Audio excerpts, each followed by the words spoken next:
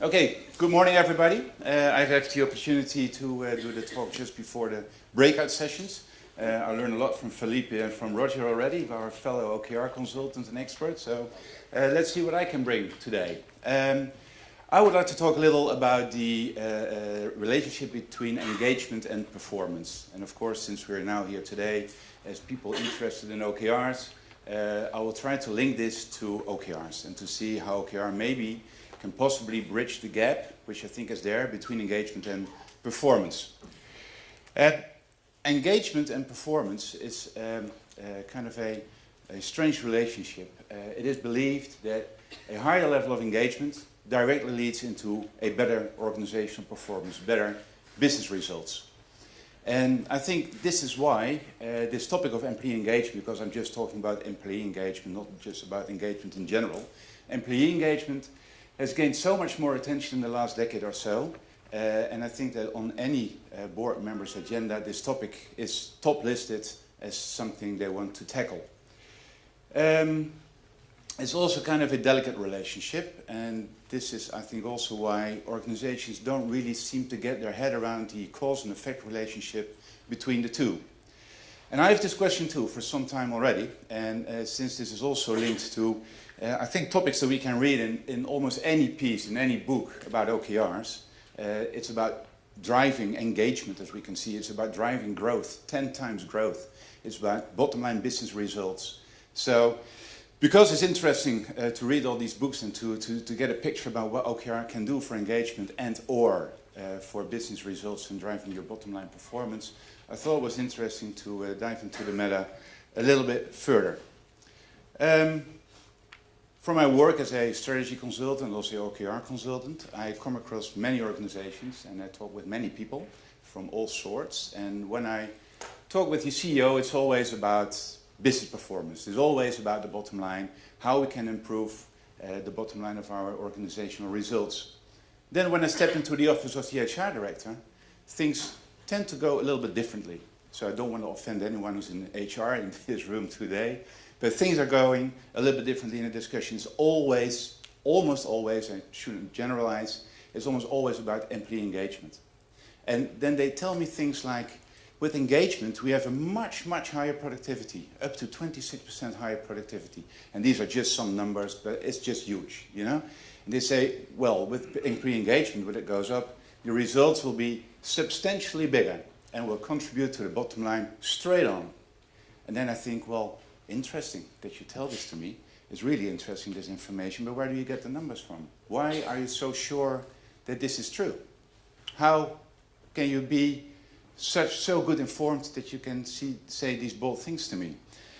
That is, well, it's easy. It's just the reports. It's just the surveys. You can go onto the internet and you can find all the information about this subject. So I did it myself. I did it before, but then I found many reports, and they're all having bold figures. And I want to share them with you. So maybe sit tight or hold each other's hands because it's going to be really astonishing.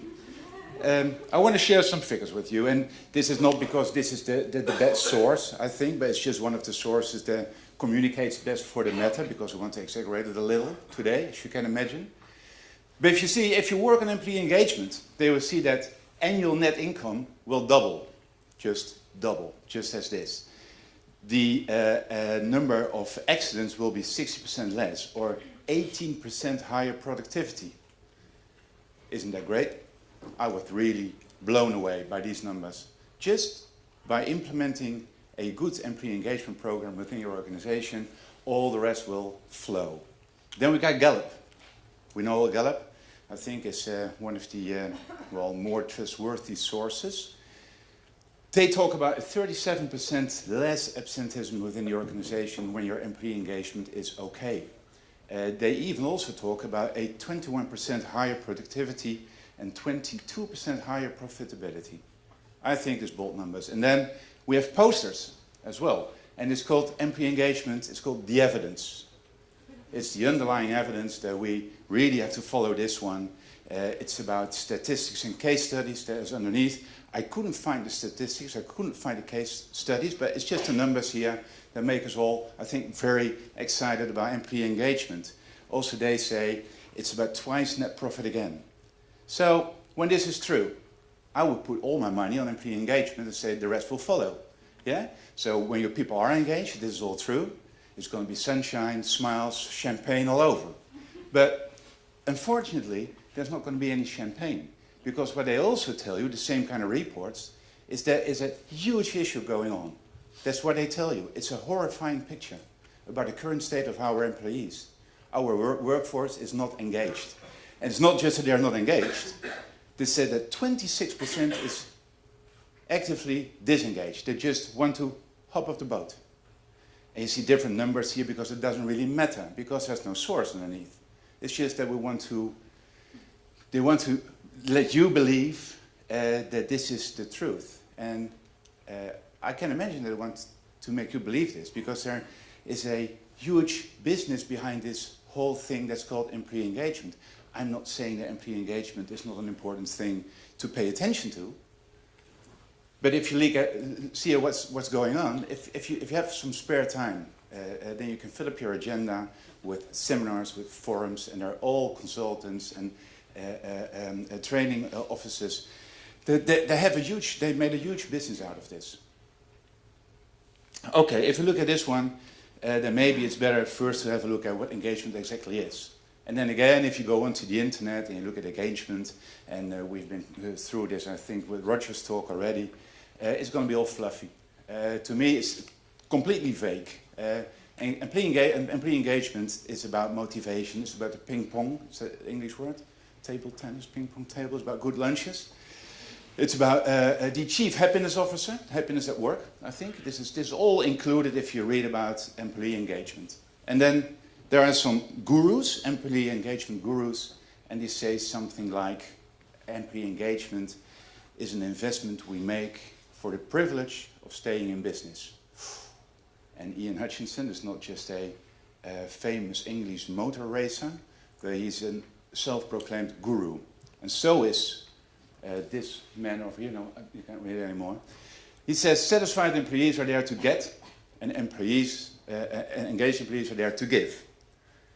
And then we have, of course, Kevin Kruse, the other self-proclaimed guru, who tells something about employee engagement is the emotional commitment the employee has to the organization and its goals. And then he says there on his second book, how to motivate your team for a higher performance. So when this is okay, the higher performance will follow. This is just the simple line that's being drawn all the time within all the populistic things that you can read. I was a little bit disturbed about this, and I don't believe this, and I think this is also, as Felipe says, fake news, because you shouldn't believe these numbers. There's no convincing evidence between all these numbers, underneath all these numbers. So I tried to find some more decent and sophisticated research, and then most certainly you will come across William Kahn. William Kahn is a professor that gives confidence to me. He's done profound research, and he has written a paper about this in 1990 already. It's about 30 years ago. And still, if you look at the theory of William Kahn, that we go into just in a second, it's still being used in all other decent reports that you can read on employee engagement. He says something in the paper about the psychological condition of personal engagement and disengagement at work. Again, if you got some time to spend, I would really recommend you to go to this William Kahn research and to read about it. What William Kahn says is actually pretty simple. He says something like that engagement is an employee's ability, it's one's ability to harness their full self at work. Makes you think what this is exactly all about. There are three things there, and I think you'll recognize one of them because we've been across that one in this morning already. First one is meaningfulness at work. And how can you be meaningful in work? That you understand what the company's goals are. You know what the company's priorities are. You know what your relevance can be to align to these company objectives and those company strategic imperatives. Meaningfulness at work, very, very important. The other one we've been talking about, and I've talked about this one last year as well, psychological safety. And psychological safety is the thing, I will read it out. They are enjoying rewarding and supportive relationships with supervisors and co-workers.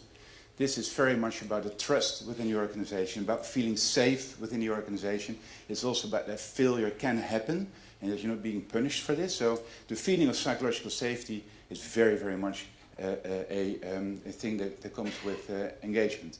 And then the other one, which one is, I think, pretty new. You don't see that all the time. I don't read about that one all the time.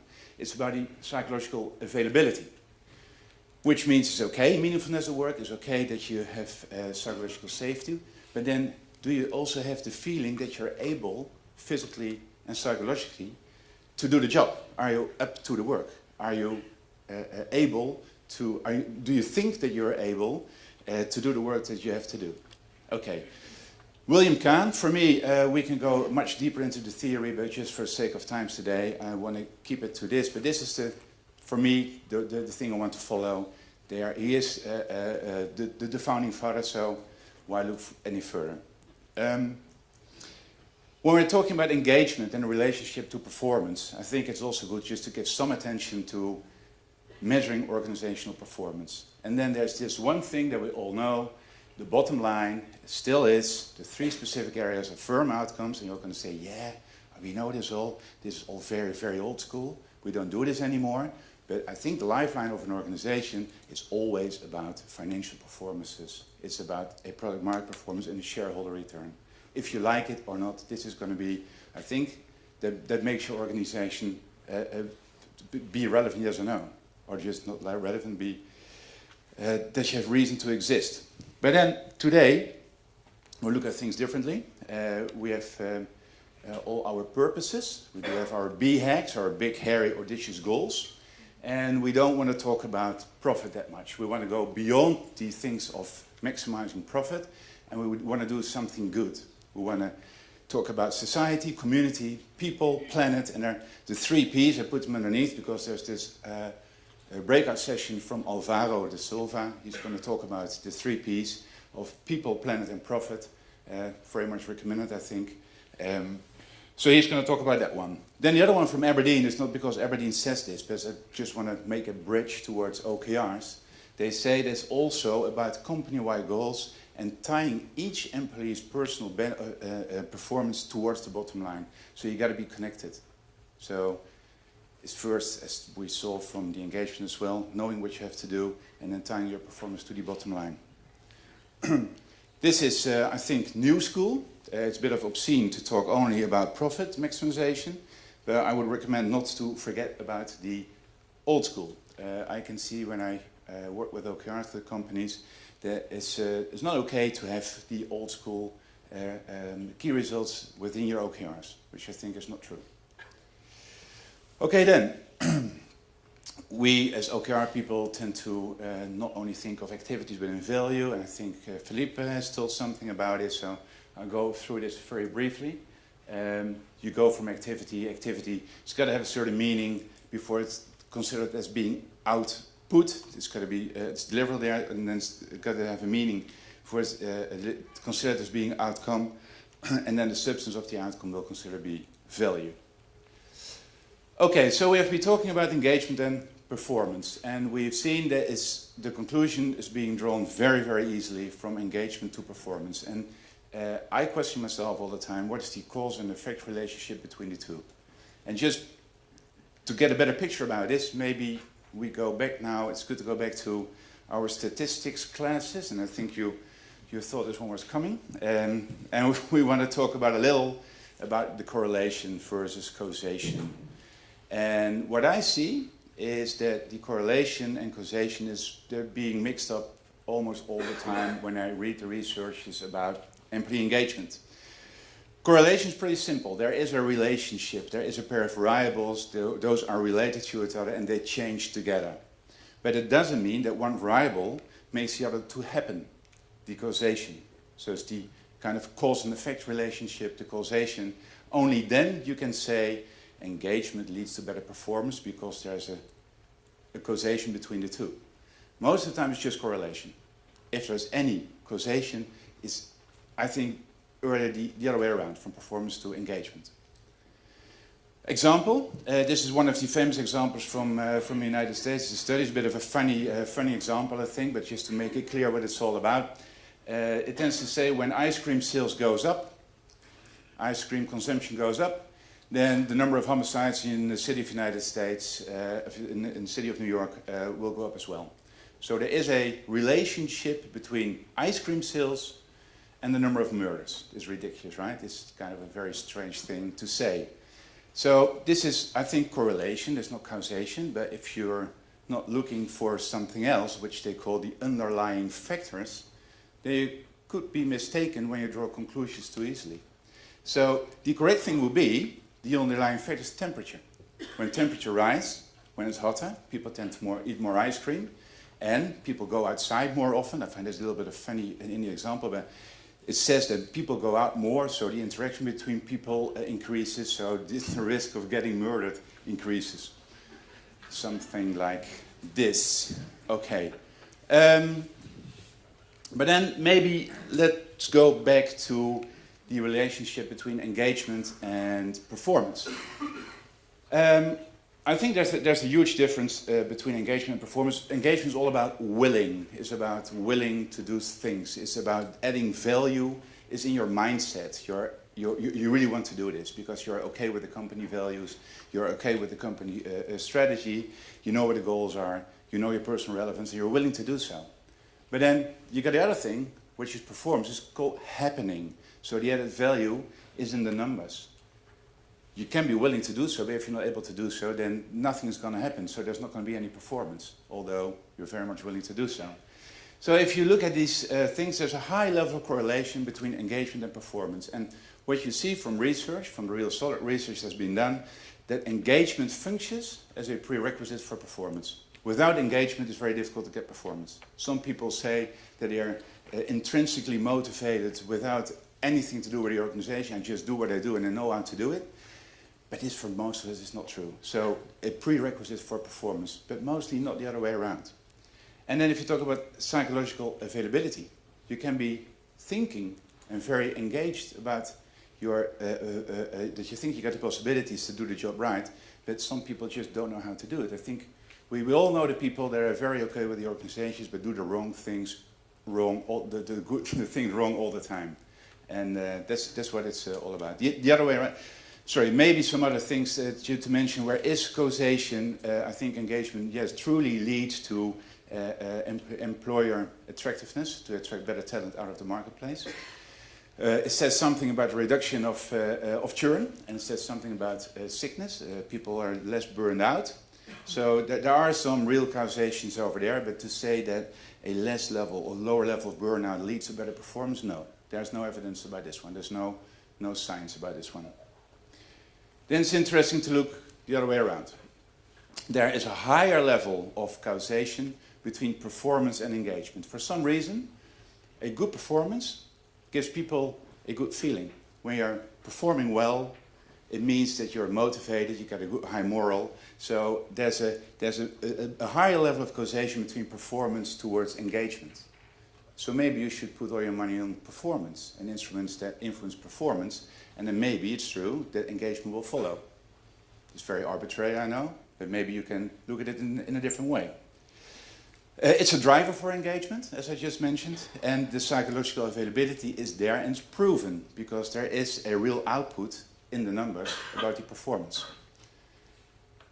And I've been through these ones, I think.